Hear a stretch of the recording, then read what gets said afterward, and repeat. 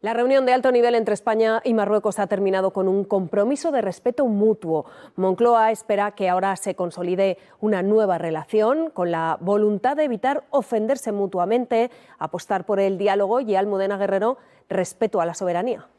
A comienzos de este mes de febrero, el presidente del Gobierno de España, Pedro Sánchez, participaba en Rabat en la primera cumbre hispano-marroquí celebrada después de que él mismo, su ejecutivo y su partido se alinearan oficialmente con la propuesta del Reino alauita para mantener la ocupación del Sáhara Occidental bajo una formal autonomía. Este encuentro de alto nivel tuvo lugar en medio de una guerra abierta entre los saharauis y los marroquíes, y mientras crece la importancia de esta región del norte de África en la geopolítica mundial, en un enfrentamiento entre grandes potencias que también afecta directamente por su ubicación geográfica al archipiélago canario. Para analizar en profundidad las diferentes aristas de este conflicto histórico del Sáhara Occidental, el papel que en él sigue jugando el Estado español y las implicaciones que todos estos movimientos políticos tienen para Canarias, entrevistamos hoy al activista saharaui Taleb Ali-Salem. Buenos días, Taleb, y muchas gracias por atendernos para tratar de primera mano lo que sucede en el Sáhara Occidental y también las implicaciones que, como acabamos de indicar, esto puede tener para Canarias. Pues muchísimas gracias, un placer estar con vosotros y sobre todo con un medio canario que los saharauis sentimos a los canarios muy cercanos, como hermanos, ¿no? Así que un placer y muchas gracias por tenerme aquí. Taleb, nos gustaría comenzar preguntándote algo que quizá pueda ser muy básico para algunas personas, pero que nos parece fundamental aclarar. Aunque las Naciones Unidas reconocen que el Sáhara Occidental es un territorio pendiente de descolonizar, en el Estado español no es extraño escuchar afirmaciones de académicos, políticos o periodistas, como las del expolítico y politólogo Jorge Bestringe, que en el año 2019 declaraba que el territorio del Sáhara es marroquí y que lo ha sido siempre, y además que el pueblo saharaui no existe y que es tan solo una creación de Argelia y de la izquierda española. ¿Qué opinan ustedes de este tipo de declaraciones y cuál es el sentido que tiene la lucha de los saharauis por su autodeterminación? Bueno, un poco para contestar a tu pregunta, nuestra lucha por la autodeterminación e independencia no es la lucha, como mucha gente puede quizás entender, por un trozo de tierra o por las riquezas del Sáhara Occidental, que es un territorio muy rico. Yo creo que es algo que va mucho más allá, es una lucha por la identidad. Nosotros somos un pueblo que siempre habitó a lo largo de la historia, a lo largo de los siglos, habitó el territorio del Sáhara Occidental con una identidad propia completamente distinta a todos nuestros vecinos, tanto a Marruecos como a Argelia, como a Mauritania, y siempre hemos mantenido un orden interno, no de Estado antes de la colonización, porque no había ningún Estado como se conoce en Europa, pero sí que teníamos una organización tribal con una defensa militar y con una organización, se puede decir hasta cierto punto, política. Había una unión entre tribus para defender ese territorio y para habitar ese territorio, por lo cual nuestra identidad se fue perdiendo, porque primero fuimos colonizados por España, luego entregados a Marruecos, y básicamente desde entonces llevamos luchando por la libertad e independencia, que no es más que luchar por nuestra identidad como saharauis, habitantes de la República Saharaui, que es el Estado que hemos declarado y que nos reconoce tanto la Unión Africana como todas las resoluciones de las Naciones Unidas. Sobre lo que acabas de decir, y de forma muy breve, de las declaraciones de algunos políticos españoles de que el Sáhara es marroquí, siempre ha sido marroquí, antes del colonialismo era un territorio marroquí, que los saharauis no existen y son una invención de Argelia. Bueno, es un discurso al que recurrió Marruecos en los años 70. Al principio empezó a negar absolutamente la existencia del pueblo saharaui, entró el territorio queriendo aniquilar al pueblo saharaui con bombardeos, pero más tarde, obviamente, nuestra resistencia, nuestra lucha logró demostrar que este territorio tenía un pueblo habitante, que es el pueblo saharaui. Entonces, yo creo que la gran pregunta que podemos plantear aquí, que ya Marruecos y las personas que defienden las tesis de Marruecos se contradicen en el discurso. Cuando Marruecos propone en el año 2007 un plan de autonomía, como llaman ellos, para el Sáhara Occidental, ¿acaso este no es un reconocimiento de que en el Sáhara Occidental hay un pueblo distinto al pueblo marroquí que merece una autonomía porque le estás ofreciendo una autonomía? Obviamente no queremos una autonomía, pero creemos que ese ha sido el mayor reconocimiento por parte de Marruecos y la destrucción de su argumento, ¿no?, que defienden algunos políticos españoles de que no existe pueblo saharaui. Otra de las razones que suelen esgrimir quienes defienden las tesis pro-marroquíes en el Estado español digamos que de una forma más vergonzante, es que un referéndum de autodeterminación en el Sáhara Occidental es irrealizable, porque es imposible tener un censo fiable para hacerlo. Bueno, yo creo que una de las pocas cosas que hizo España bien al colonizar el Sáhara Occidental es justo antes de marchar, se empezó en los años, a finales de los años 60, a principios de los años 70, empezó a hacer un registro de todos los saharauis habitantes del territorio, empezó a hacer un censo de la población autóctona del territorio. ¿Qué quiere decir esto? Quiere decir que hay un censo hecho por España antes de la invasión marroquí, antes de que sea este territorio intoxicado por colonos, y es también ese censo el que ha acogido, ¿no? Ha servido de base para las Naciones Unidas para que todas esas personas que han sido censadas por España antes de la entrada de Marruecos tengan derecho a voto, ellos o sus descendientes, es decir, sus hijos, sus nietos y demás. El censo está completamente hecho, realizado y completo por las Naciones Unidas, que durante muchos años ha estado viajando entre los campamentos de refugiados y las zonas ocupadas para identificar a los refugiados. Hizo un censo teniendo como base el censo español, y el censo está en Ginebra, en la sede de las Naciones Unidas, esperando a que se acepte por parte de Marruecos ese referéndum para que puedan votar esas personas censadas ya. Se intenta, digamos, bloquear el referéndum diciendo no, que voten todos los colonos marroquíes o que vote todo Marruecos y demás, pero yo creo que estos son solo intentos por parte de Marruecos de bloquear un derecho, como bien dices, reconocido por la ONU. Antes de entrar a preguntarte sobre la nueva postura del gobierno español sobre el Sáhara Occidental, me gustaría conocer tu opinión sobre la que habían tenido los gobiernos previos desde que España abandonó el territorio en 1975, permitiendo la Marcha Verde de Marruecos.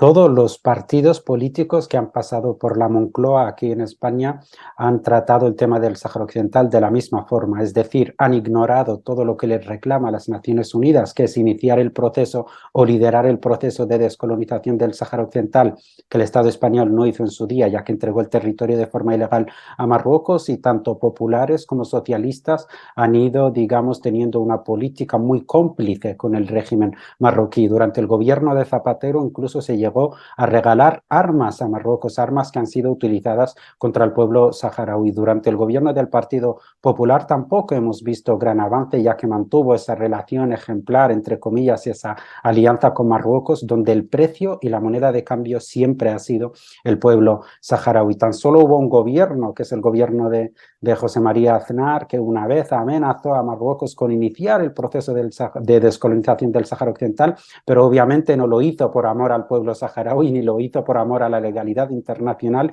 ni por cumplir con la responsabilidad que tiene España. Lo hizo justo tras la crisis de Perejil, y lo hizo como siempre, como una moneda de cambio, como una hoja de presión contra Marruecos para decirle, oye, o paras tus pretensiones expansionistas sobre la isla de Perejil o me veré obligado a descolonizar o iniciar o impulsar el proceso de descolonización del Sáhara Occidental. En definitiva, por desgracia, ningún partido político en España ha defendido lo que hay que defender y lo que le reclama la legalidad internacional, que es liderar el proceso de descolonización del Sáhara Occidental.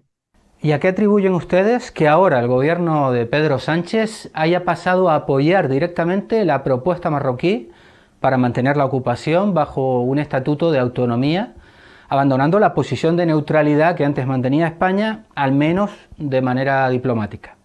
Bueno, me parece que siempre se ha mantenido una posición neutral, lo que se llama la neutralidad en la cuestión del Sáhara Occidental, es decir, apoyar lo que diga o lo que haga las Naciones Unidas, que no deja de reclamar un referéndum de autodeterminación y la declaración de independencia del Sáhara Occidental. Y España siempre ha apoyado a las Naciones Unidas, y lo hemos visto que lo han ido reiterando, pero yo creo que, y esto ya es una opinión personal, creo que neutral puede ser, por ejemplo, Corea del Sur, o puede ser Vietnam, puede ser neutral en esta causa, ya que le pilla muy lejos, pero siendo España el principal responsable de este conflicto y del drama y de la guerra y del sufrimiento y el maltrato y la ocupación que sufre el pueblo saharaui, España no debería de ser neutral, sino que debería tener un papel protagonista para solucionar este conflicto y que por fin el pueblo saharaui recupere lo que es suyo, que es su territorio al fin y al cabo. Pero bueno, nosotros hemos aceptado de algún modo ese papel neutral, ya que era un poco no ayudar ni cumplir con la responsabilidad, pero sí que no hacía mucho daño al al pueblo saharaui. Y la decisión del gobierno de Pedro Sánchez ha ido mucho más allá para cruzar todas las barreras y todas las líneas rojas. No solo es un insulto, yo creo, contra el pueblo saharaui que lleva 50 años luchando y resistiendo por esa independencia, sino que también es una burla, creo, directa también a la legalidad internacional que reconoce al Sáhara Occidental como última colonia en África pendiente de descolonizar, y pisoteando esa legalidad internacional, pisoteando el derecho del pueblo saharaui, pisoteando sus años de lucha, el gobierno de Pedro Sánchez decide pues eso, apoyar a Marruecos de una forma directa en su lo que llaman plan de autonomía, que no es más que un blanqueo a la ocupación marroquí, básicamente. ¿A cambio de qué? ¿Por qué? ¿A razón de qué? Yo creo que esa pregunta todavía no tenemos, hay muchas teorías, pero no tenemos una respuesta clara, porque ningún gobierno, yo creo, demócrata, ningún gobierno que respete los derechos humanos debería de tomar una decisión así, bajo ningún concepto. Este cambio de postura sobre el Sáhara está siendo protagonizado directamente por Pedro Sánchez y por el PSOE. Pero te he escuchado criticar también la actitud de sus socios de gobierno de Unidas Podemos, diciendo que el hecho de que Podemos se desmarque del PSOE en este tema, pero solamente con declaraciones o con algunos tweets, a ustedes no les sirve de nada. En absoluto, yo soy una persona muy sincera, no me gusta ser ambiguo ni me gusta aplaudirle a nadie que no se lo merezca. Soy una persona que viene de un campo de refugiados, que detrás de mí dejé a todo un pueblo en el refugio, esperando volver a sus casas, esperando el reencuentro con sus familiares que están en la zona ocupada y que sufren la más feroz ocupación marroquí. Vengo de un pueblo que ha sufrido la tortura, que ha sufrido el maltrato, que ha sufrido los bombardeos y que a día de hoy sigue sufriendo esas torturas, maltratos, detenciones y bombardeos. Por lo cual yo creo que teniendo España la primera responsabilidad, como he dicho, el hecho de que el gobierno español de Pedro Sánchez apoya a Marruecos y que Podemos, la otra parte del gobierno, sobre la cual, lo digo abiertamente, he sentido simpatía, sobre la cual he puesto todas mis esperanzas, ¿no?, en ese discurso que venía a generar el gran cambio, que yo creía que ese cambio también nos iba a tocar a nosotros, iba a tocar a la descolonización del Sáhara Occidental. Por fin había un partido político en primera línea que va a abanderar esa responsabilidad que tiene España y asumirla, ¿no? Pero por desgracia lo que hemos visto es que sí, se han desmarcado de la posición de Pedro Sánchez respecto al Sáhara, pero se han desmarcado en declaraciones a prensa o en tweets. Esto para la gente que está en las zonas ocupadas, sufriendo esa feroz ocupación marroquí, sufriendo las violaciones de derechos humanos, la tortura, la violación sexual, o para la gente en las zonas liberadas que sufre los bombardeos, que están muriendo muchas personas también a causa de los bombardeos marroquíes, o la gente que está en campos de refugiados esperando una solución, una declaración en prensa o un tweet en Twitter no les sirve para absolutamente nada, por lo cual yo creo que la valentía política también requiere de decisiones tangibles que cambien la realidad de la gente, y el pueblo saharaui merece que se cambie su realidad, asumiendo España su responsabilidad de descolonizar el territorio, por lo cual no es solo responsabilidad del Partido Socialista, sino de todos los políticos españoles, que sigo responsabilizando. Como has comentado antes, es difícil conocer las razones por las que los gobiernos toman determinadas decisiones políticas, entre otras cosas porque nos falta información. Pero ¿qué opinión tienes acerca de la posible relación entre este alineamiento tan claro del gobierno de España con las tesis marroquíes y la importancia cada vez mayor que Marruecos está teniendo en la geopolítica del norte de África, que a su vez es también cada vez mayor en la confrontación que hay entre las grandes potencias mundiales? Tenemos por un lado a Estados Unidos, interesado lógicamente en el control de esta zona, como principal socio de Marruecos y el desembarco en la zona del Estado de Israel. Pero por el otro lado tenemos también a China, con gran presencia en África, y que se permite, por ejemplo, vender drones militares a Marruecos, o a Rusia, que también está estrechando sus relaciones con Marruecos. Da la impresión de que asistimos a un juego de geopolítica en este tablero mundial en el cual los pueblos pueden ser los principales damnificados. Yo creo que es muy buen análisis y muy buena pregunta, porque es verdad que muchas veces los pueblos son los que acaban siendo peones de ajedrez de las grandes potencias. Es verdad que el norte de África es un punto estratégico, es un punto muy importante, ya lo fue en la que se conoció como la Guerra Fría, y personalmente creo que estamos viviendo una Guerra Fría 2.0, la segunda versión de la Guerra Fría, ¿no? Tenemos al pueblo saharaui liderado por el Frente Polisario, aliado de Argelia, que es uno de nuestros principales aliados y sabiendo también que Argelia es el principal aliado en el norte de África de Rusia, de China, y también tenemos a Marruecos, nuestro principal enemigo, que es aliado de la OTAN, de Estados Unidos y de algunos países europeos, por lo cual muchas veces también yo creo que se acaba reproduciendo ese conflicto, ¿no? entre las grandes potencias, se acaba reproduciendo en zonas estratégicas como el norte de África a través de estos actores, ¿no? Pero esto ya, como te digo, lo hemos vivido en la Guerra Fría, donde Marruecos contaba con muchísimo apoyo por parte de Francia, por parte de Estados Unidos, y era un apoyo militar, era un apoyo político, era un apoyo de inteligencia, ¿no? Y era un apoyo a todos los niveles, y aún así, 50 años después, seguimos hablando de este conflicto, porque no lo resuelve los apoyos o la importancia que vaya a tener Marruecos en un momento determinado, o el gran apoyo o la gran alianza que tenga con Israel, con Estados Unidos o con Francia. Este conflicto lo resuelve respetar la legalidad internacional, y es una barrera que yo creo que por muchos apoyos que tenga Marruecos, jamás se podrá cruzar la barrera de pisotear la legalidad internacional, porque se supone que el mundo funciona en base a esa legalidad internacional que debe respetar. En el momento que se pisotee esa legalidad internacional de una forma muy clara, yo creo que estaremos en una selva, estaremos en un mundo sin orden donde, pues eso, que gane el más fuerte, ¿no? Y nosotros también yo creo que ahí tenemos un papel muy importante que podemos jugar, porque como te digo, puede que no tengamos la misma fuerza que Marruecos, pero tenemos aliados como Sudáfrica, como Nigeria, como Argelia, tenemos grandes aliados con mucho poder, tanto económico como militar, que nos puede respaldar para hacer esa guerra también. Por lo cual, y ya resumiendo y acabando de responder a esta pregunta, creo que la conclusión, el conflicto del Sáhara Occidental siempre va a estar ahí. La conclusión para acabar con esto, para que haya una solución, para que haya estabilidad en el norte de África, es respetar la legalidad internacional y también respetar ese referéndum para iniciar una república saharaui soberana sobre todos sus territorios. Este va a ser el principio de la paz para el norte de África y para todos los países de la región, en los que se incluye España. Y de manera aún más directa, por nuestra ubicación geográfica, nos vemos también afectados en Canarias. En el archipiélago se sigue con mucho interés todo esto que está pasando, no solo por la solidaridad histórica que ha existido con los saharauis, sino también porque, por ejemplo, cuando Marruecos reclama aguas que son del Sáhara Occidental, también está reclamando aguas cercanas a Canarias. Y lo mismo sucede con el espacio aéreo y con otras cuestiones que están ahora mismo en disputa. ¿Cómo crees que pueden afectarnos a los canarios todos estos movimientos geopolíticos y la propia postura del gobierno de España?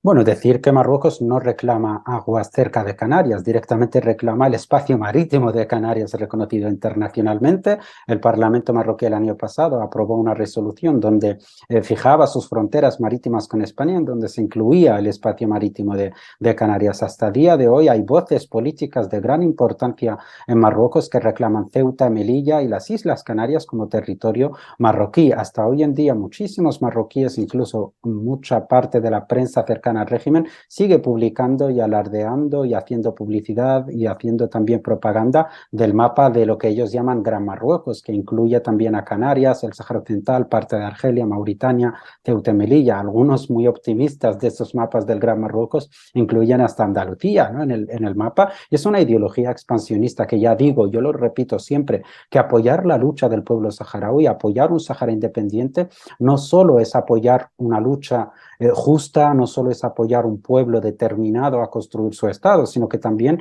es una apuesta estratégica por parte de España, y la apuesta de Argelia por el pueblo saharaui y su apoyo a su causa, aparte de ser una causa justa, es también una apuesta estratégica, porque se sabe que si se garantiza o se apoya la ocupación total de Marruecos al territorio del Sáhara Occidental, los próximos reclamos de Marruecos van a ser el suroeste de Argelia, van a ser Ceuta y Melilla, van a ser aguas Canarias, va a ser alguna isla de las Islas Canarias o todo el archipiélago,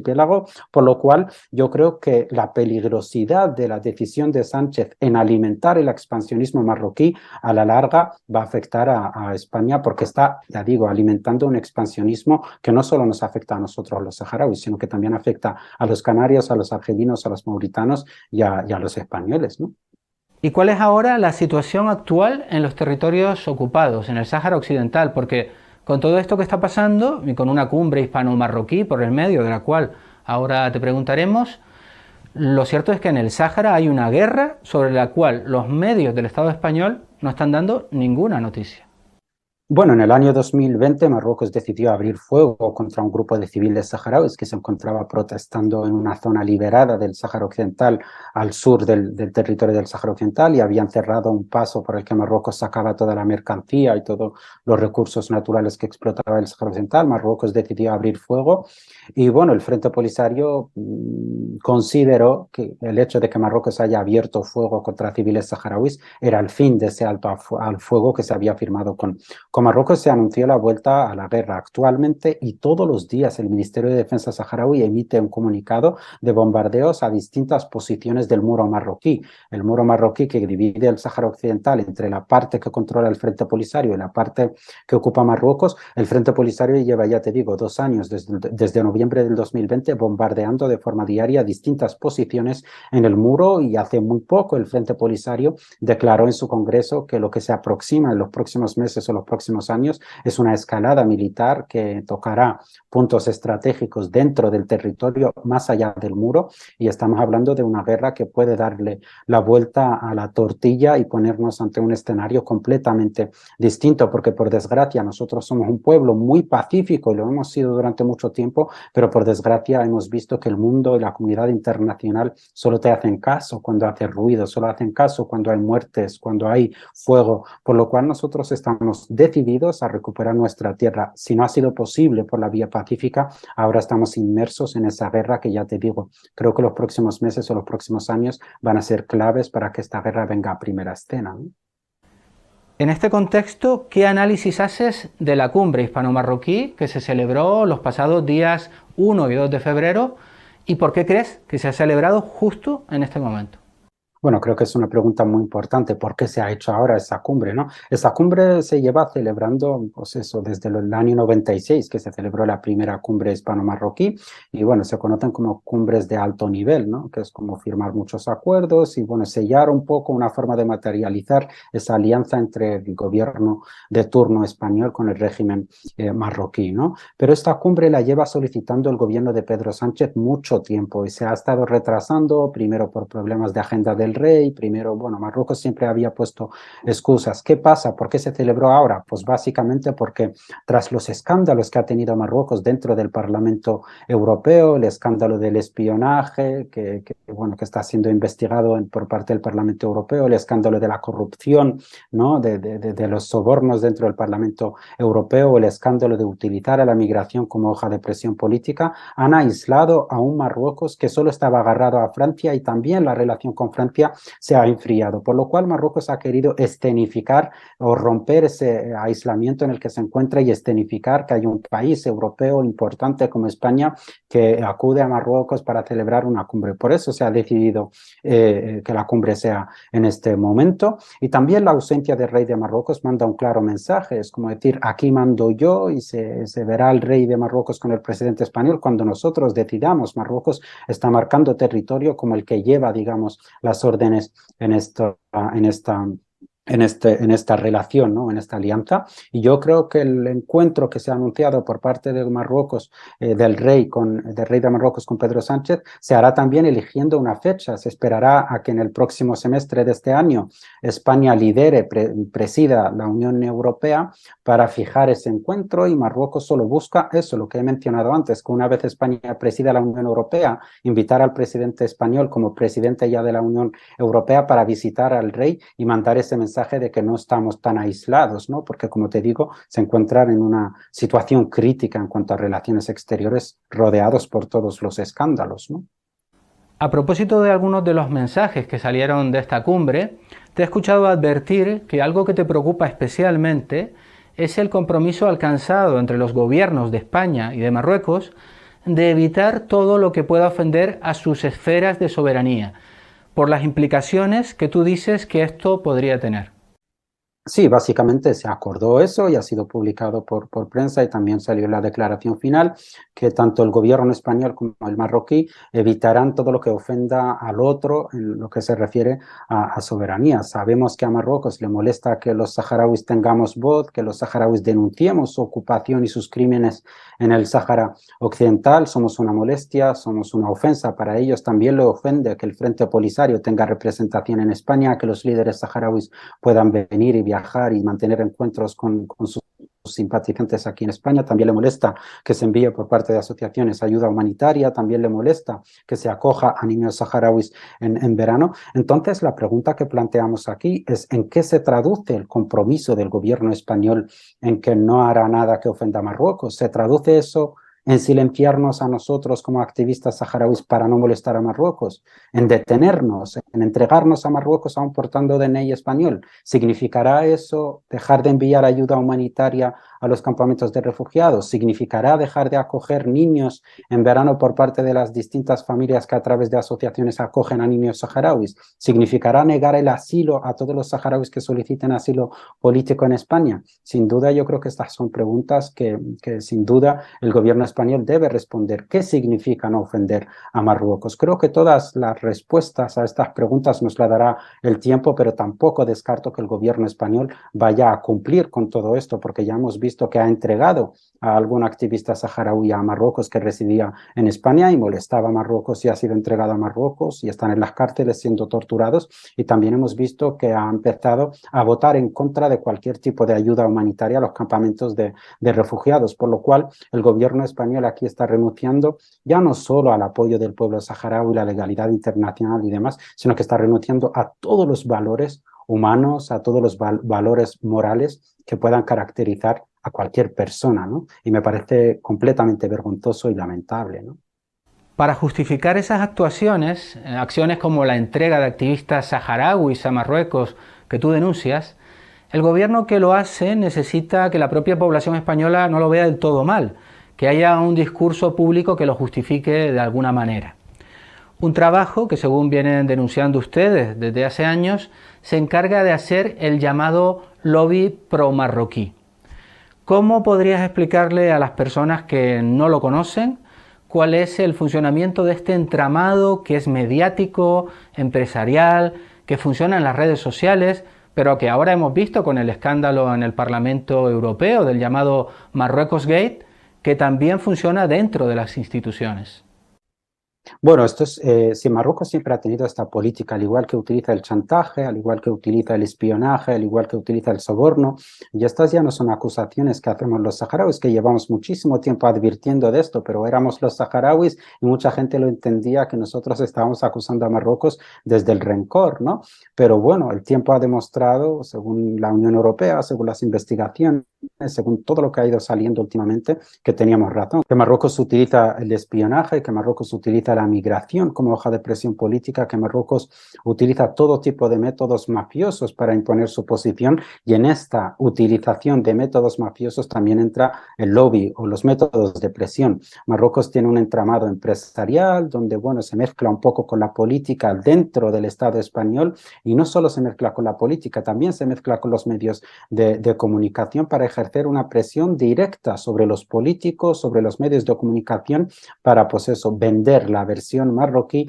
y para omitir y para silenciar cualquier voz saharaui. Hace muy pocos días, menos de una semana, salió en Francia un también nuevo escándalo marroquí. Uno de los principales rostros de una de las más populares televisiones en Francia, pues se descubrió que llevaba años trabajando a base de sobornos y de ingresos que le llegaban desde Marruecos, trabajando para omitir todo lo relacionado con la causa saharaui y vender las tesis de Marruecos en horas de máxima audiencia en primer plano de televisión. Esto Marruecos no solo lo aplica en Francia, lo aplica en todos los estados donde, pues eso, tenga un mínimo poder, y por lo cual yo creo que el caso del Partido Socialista es el mejor ejemplo, ¿no? Vemos como Zapatero, como Aguilar, que es también un diputado, eurodiputado canario, como José Bono, que fue exministro de Defensa, como Moratinos, que fue ministro de Exteriores, como la ministra Trujillo y demás, están en Marruecos continuamente haciendo actividades, haciendo esa actividad de lobby y presión y promoción de la ocupación marroquí. Hasta el momento no hemos visto que ningún periodista o ningún medio de comunicación investigó a cambio de qué o de cuánto estos políticos españoles están haciendo este trabajo de presión de forma interna en España para defender las tesis de Marruecos, que en el caso de la ministra Trujillo no solo se limitó a defender que el Sáhara es marroquí, sino que pidió abiertamente que se devuelva, según ella, Ceuta y Melilla a Marruecos, por lo cual me parece un atentado directo también contra la soberanía del Estado español, y ningún medio de comunicación investigó por qué estos políticos están haciendo estas actividades tan continuas. ¿A cambio de qué? ¿A cambio de cuánto? Nadie, absolutamente nadie se hizo esas preguntas ni las investigó, por lo cual esto nos pone ante la evidencia de que Marruecos tiene un control absoluto, no solo sobre el poder político, sino también sobre el poder mediático.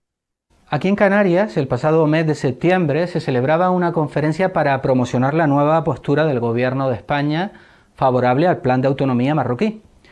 Un encuentro que encabezó José Luis Rodríguez Zapatero, con la participación del eurodiputado Juan Fernando López Aguilar, ex ministro de Zapatero, y del también ex ministro socialista José Bono, pero que se vendió que contaba también con una representación saharaui. No, por supuesto, del Frente Polisario, que lo rechazó totalmente y que lo denunció, sino de un llamado Movimiento Saharaui por la Paz que preside un disidente del Frente Polisario. Bueno, aquí para explicar esto y poner un poco en contexto, tengo que explicar que a lo largo de los años Marruecos apostó por crear divisiones internas. Al ver que era imposible destruir o frenar la lucha del pueblo saharaui, lo que buscó es crear disidencias internas, es decir, crear como una pelea interna entre el mismo pueblo saharaui y que ese, digamos, conflicto interno vaya consumiendo poco a poco la lucha por el objetivo final, que es la liberación. Lo intentó ya hace muchos años, lo intentó en los años 90, lo intentó luego en los años 2000, con diferentes movimientos que han sido financiados de forma directa por los servicios marroquíes, siempre a través de empresarios mauritanos o a través de un tercero, pero siempre les llegaba dinero a esos movimientos para ejercer una oposición al Polisario que pedía pues una solución acordada con Marruecos, que la autonomía no estaba tan mal y demás. Y yo creo que todos los intentos han sido fallidos porque en ninguno de ellos ha tenido apoyo popular. Todo el pueblo saharaui, tanto dentro de la zona ocupada como en los campamentos de refugiados, como los que estamos en la diáspora, hemos declarado desde los años, desde su creación, desde el 73, que nuestro representante legítimo es el Frente Polisario. Todos de algún modo somos militantes en el Frente Polisario, que es nuestro movimiento de liberación, y cualquier otro movimiento que se cree, yo creo que solo sirve a los intereses del régimen marroquí, solo sirve a los intereses imperialistas de forzar esa ocupación. Este movimiento del que me hablas, el mismo CNI, y esto ha sido publicado por El País, afirma que es un movimiento financiado por los servicios secretos marroquíes. Ya solo el hecho de ver el Partido Socialista o ver a personas como Zapatero o como Aguilar apoyar este movimiento ya nos da una clara señal de que es un movimiento completamente manejado por Marruecos y que las órdenes le llegan desde Casablanca. Es verdad, y por supuesto que es liderado por Haj Ahmed, que pues fue un líder muy importante dentro del Frente Polisario, y es una persona, pues bueno, como también otros líderes han ido a Marruecos, y esto es muy normal en los movimientos de liberación, y lo hemos vivido a lo largo del colonialismo en África, que muchas personas o algunas personas del pueblo apoyan a la fuerza colonial dispuestos a venderse, ¿no?, al mejor postor, ¿no? Entonces es un caso más, ¿no?, de una persona que ha decidido pues renunciar a sus principios, renunciar a sus valores y vender o defender la tesis de Marruecos para el Sáhara Occidental, que según él es la mejor solución para el Sáhara Occidental. Pero ya te digo, los interrogantes nacen cuando vemos que el CNI afirma que ese movimiento es financiado por el régimen o los servicios secretos marroquíes, y cuando por supuesto vemos a Zapatero, que es el primer agente marroquí o el primer defensor de las tesis de Marruecos en España, cuando lo vemos en primera línea con estas personas. Si realmente se quiere consultar al pueblo saharaui, nosotros no tenemos ningún problema, siempre lo hemos dicho los saharauis. Es verdad que puede haber saharauis que apoyen la tesis de Marruecos, es verdad que puede haber incluso saharauis que defiendan volver a ser parte o provincia española, pero esto se soluciona dejando votar a los saharauis y que voten tanto unos como otros, y la opción ganadora que sea el futuro del pueblo saharaui. Pero por supuesto Marruecos sabe que los saharauis votarán por una gran mayoría por su independencia, que es por la que llevan luchando 50 años, y por eso intenta ganar tiempo jugando estas jugadas y creando y financiando estos movimientos condenados, ya digo, al fracaso completo, ¿no? Realmente son muchísimos los intereses que tú has ido explicando que hay detrás de esta política pro-marroquí, muchas potencias jugando en el tablero, cada una por sus propios intereses, y sin embargo te he escuchado decir que la moral de ustedes está bien alta y que estás seguro de que al final el pueblo saharaui va a vencer. Mira, yo soy muy sincero, soy una persona muy consciente del momento histórico que vivimos en el mundo. Sé que se impone lo que se conoce como la realpolitik, es decir, la política de los intereses, Y sé que no podemos pecar de ser románticos o de vivir en una idea revolucionaria que quizás está un poco descontextualizada. Yo todo esto lo entiendo porque mucha gente cuando me escucha hablar y asegurar que el pueblo saharaui está condenado a vencer, a construir su república en su territorio del Sáhara Occidental, mucha gente dice, bueno, es que tú desconoces los intereses, es que Estados Unidos, es que la realpolitik, es que el mundo, es que el tema revolución, el tema lucha contra el colonialismo ya quedó muy atrás con el Che Guevara y demás. Yo soy muy consciente de lo que nos ha enseñado la historia, y la historia nos ha enseñado que los pueblos siempre que resistan, siempre que mantengan un mensaje de resistencia, siempre que tengan justicia y verdad en su lucha, siempre están condenados a vencer. Y es un mensaje que va de generación en generación. Yo soy la tercera generación que nació en los campamentos de refugiados saharauis y sigo abanderando esta lucha y veo a los niños pequeños, las generaciones venideras que siguen abanderando esta lucha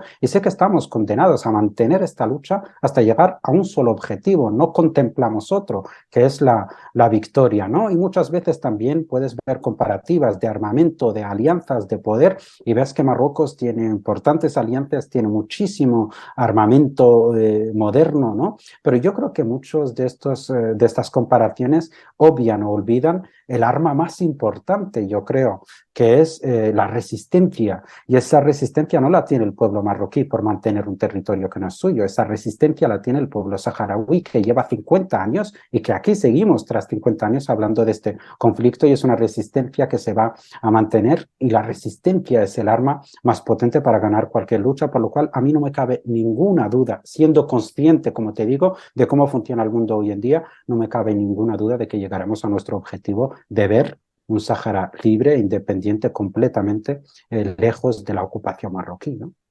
Pues muchas gracias, Taleb, por atendernos para contarnos de primera mano lo que está pasando en el Sáhara, todavía ocupado, y ojalá en un futuro podamos hacerte una entrevista para dar buenas noticias sobre la lucha por la autodeterminación de tu pueblo.